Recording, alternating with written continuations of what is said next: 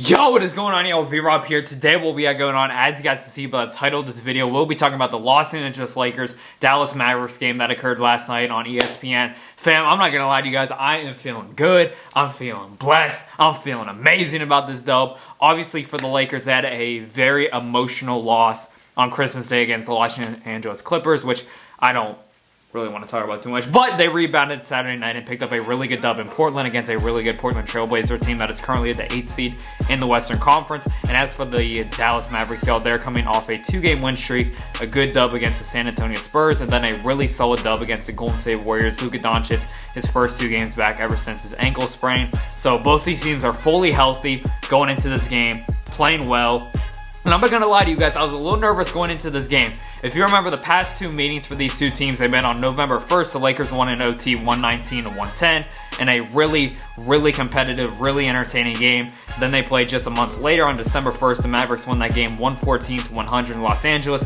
They just dominated us in the third quarter, y'all. Luka Doncic played really well. Kristaps Porzingis was shooting it from half court. We just could not do anything to stop their offense, and we couldn't get anything on the offense side of things either. So, hopping into this game, I was thinking of it like this. We started off out the month pretty bad. You know, we got our shit smacked by the Mavericks. We cannot end the month the way that we started.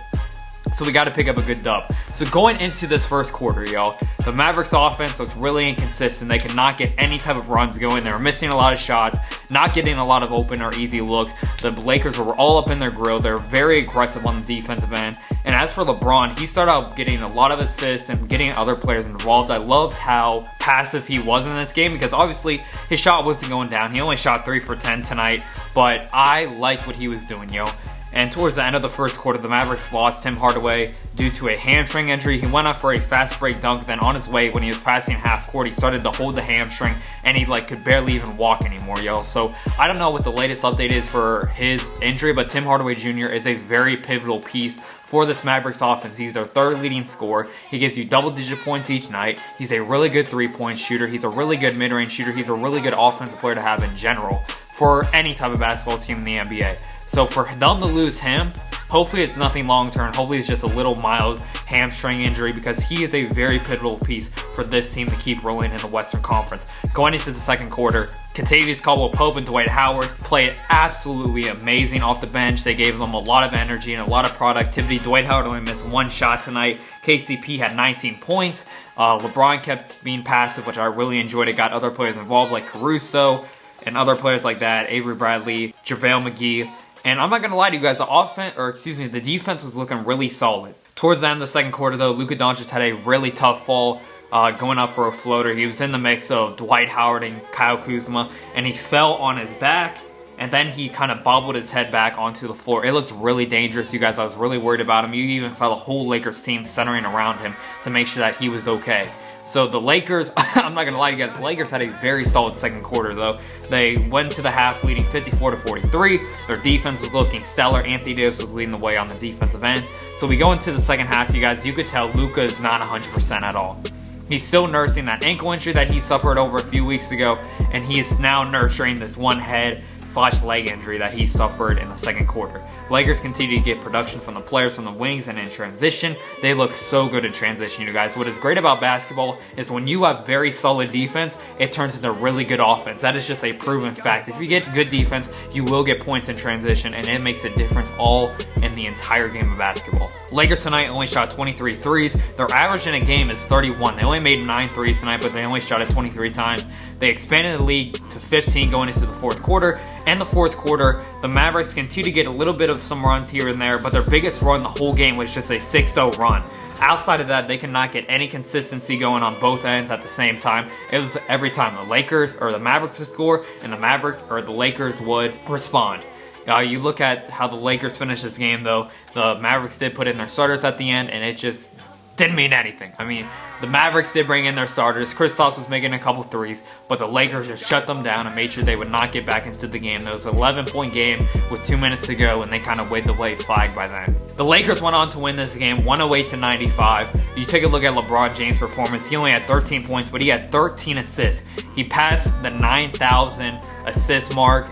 He's the only player in NBA history to have 30,000 points and 9,000 assists. In my opinion, he will finish as the all-time leading scorer and top 5 in assists. And I don't think anyone else will be able to reach that mark. Number 1 in scoring and top 5 in assists. You look at the top 10 assist leaders, they are all point guards. John Stockton, Chris Paul, Magic Johnson, Gary Payton, LeBron James.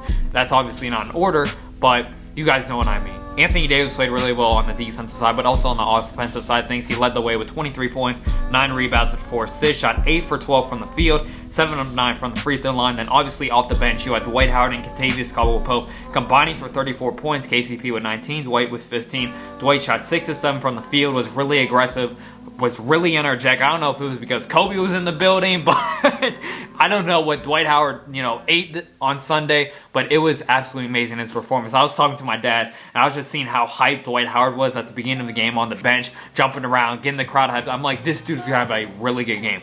Turns out he did. Kentavious Caldwell-Pope, after being ripped on by the fans for months, for the first couple months of the season, he has finally turned things around, and in my opinion, they might start him over Avery Bradley in the starting lineup, which in my opinion, I don't think I'd go that route, because you look at Avery Bradley. Yes, Kentavious Caldwell-Pope is a much better offensive player than Avery Bradley, but what Avery Bradley can do on the defensive side of things, you look at what he did with Luka Doncic last night. Obviously, Luka wasn't 100%, but he shot 0-6 from 3, 5 for 14 from the field, only at 19 points. It's not that productive. He played 30 minutes. Plus minus a minus 13. Avery Bradley's defense on him at the beginning of the game and throughout the entire game, pressing the entire way throughout the court, up in his grill, stealing the ball, not letting him get a good solid look. I was so impressed on Avery Bradley's defense, and if he can play that type of defense in the second half of the season against James Harden, Kawhi Leonard, Paul George, Russell Westbrook, other top-tier teams in the Western Conference, that is going to make all the difference in the world. Yes, Kentavious Caldwell-Pope can be a good defender at some points, but he doesn't give you the type of defensive production that Avery Bradley gives you every single night he plays.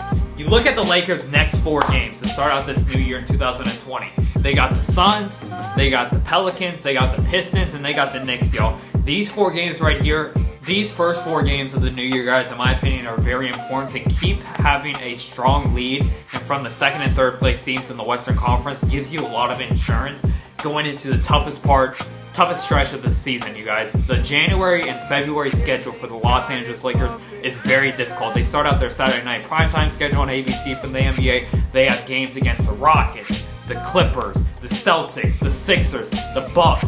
Any top-tier team you can think of, they play them within the next 2 months, you guys. So it's going to be a very tough stretch.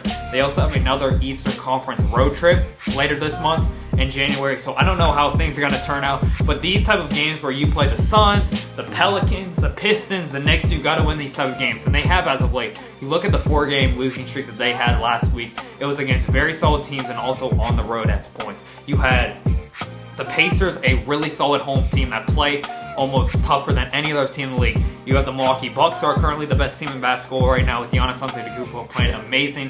Then you played the Denver Nuggets, and then you played the Clippers at home. 2 very tough teams in the Western Conference. So, fam, as a whole, yes, the 4-game losing streak was disappointing, but these type of games right here are very important to win.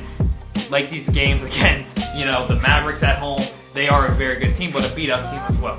Look at the Suns. You got to win these 7 games, yo. That is what I got, y'all. Thank you guys so much for love support. Cannot thank you guys enough. Make sure to stay blessed. All love. Keep being yourself. Keep being who you are. Keep following your dreams. Keep being passionate about what you believe in. Keep striving for greatness every single day. Happy birthday to LeBron James. Number 35. Still greatness all around. Stay blessed, y'all. All love. Vera was out this thing. Peace.